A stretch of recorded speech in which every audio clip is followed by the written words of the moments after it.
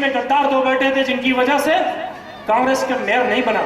लेकिन इस बार ऐसा लग रहा है पूरे शहर में जो माहौल है, कल पत्रकार को जब मैं गिनाने लगा उन्होंने कहा कि कैसे ज्यादा सीट जीत कर रही है, तो मैंने कहा कि आप सिर्फ मैं वार्ड बताऊंगा, आप बताइए कि जीत रही है कि नहीं जीत रही है, काउंटिंग आप बाद में करिएगा। मैंने इधर से जब गिनाना शुरू किया इन वार्डों को, यहाँ से बोले हाँ जीत रही है, आगे से बोले जीत रही है। जब लास्ट में हम पहुंचे मनोज म्हात्रे साहब के वार्ड में आखिरी में, तो हमने कहा कि मनोज म्हात्रे साहब का वार्ड, बोले हाँ पूरा पैनल जीत रहा है। तो हमने कहा गिनती करो। जब उन्होंने गिनती किया तो दोस्तों और साथियों वो गिनती कहां तक पहुंची थी? वो गिनती 48 सीट तक पहुंची थी। ये पत्रकार ने गिनती करी थी कि 48 सीट तक पहुंची थी। मैंने कहा भाई 2-3 कम कर दो, लेकिन भिवंडी में इंशाअल्लाह ताला 45 सीट कम से कम कांग्रेस पार्टी जीत कर आएगी और भिवंडी शहर में कांग्रेस का मेयर बनेगा। कांग्रेस पार्टी। तो समाजवादी पार्टी क्या बात करेगी? समाजवादी पार्टी को इस क्षेत्र से उस क्षेत्र से दोनों तरफ भिवंडी के लोगों ने एमएलए बनाया था। अबू आसिम आजमी साहब यहां से चुनाव जीते। जब जीते तो उनकी जिम्मेदारी थी कि बड़े लीडर थे, भिवंडी के लिए काम करते, भिवंडी को चमकाते। लेकिन उन्होंने क्या किया?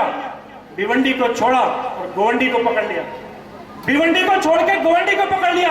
अब किस मुंह से वोट मांगने आते हैं भिवंडी वालों से? भिवंडी वालों की जिम्मेदारी है, जैसे तुमने हमें छोड़ा था इस बार हम तुमको छोड़ रहे हैं और सिर्फ कांग्रेस के हाथ से हाथ मिलाएंगे और भिवंडी में सिर्फ चलेगी तो कांग्रेस पार्टी चलेगी। और आपको ताकत देने के लिए हमारे बीच में देखिए नवी मुंबई महानगर पालिका के हमारे कद्दावर लीडर जो स्टैंडिंग कमेटी के अध्यक्ष भी रहे, हमारे भिवंडी के प्रभारी संतोष सेठी साहब तशरीफ लाए। एक बार जोरदार तालियों से संतोष सेठी साहब का आप स्वागत करें। दोस्तों और साथियों, जिस तरह से हमारे कैंडिडेट जिस तरह से चुन कर आए हैं, शोएब भाई ने जो मेहनत की है 5 साल और जिस तरह से हमारे एक हीरो को उन्होंने जड़ा है, तो मुझे पूरी उम्मीद है कि इस पूरे पट्टे से सिर्फ और कांग्रेस ही कांग्रेस नजर आने वाली है। दोस्तों और साथियों, ये बहुत अहम घड़ी है भिवंडी शहर के लिए, क्योंकि भिवंडी शहर का फैसला आपको करना है। वो कौन सी ताकतें रहेंगी, वो कौन सी ताकतें सियासत करेंगी। आज उनको महाराष्ट्र दे, पहले उन्हें दिल्ली दे दिया गया, फिर महाराष्ट्र भी उनके हाथ में चला गया है।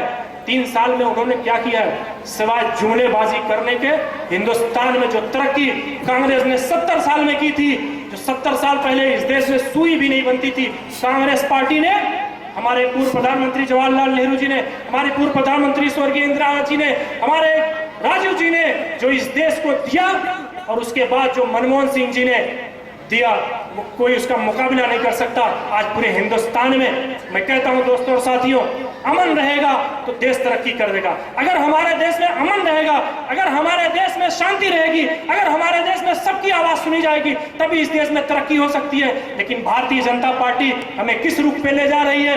वो कभी गाय के मुद्दे पर ले जा रही है, कभी तलाक के मुद्दे पर ले जा रही है।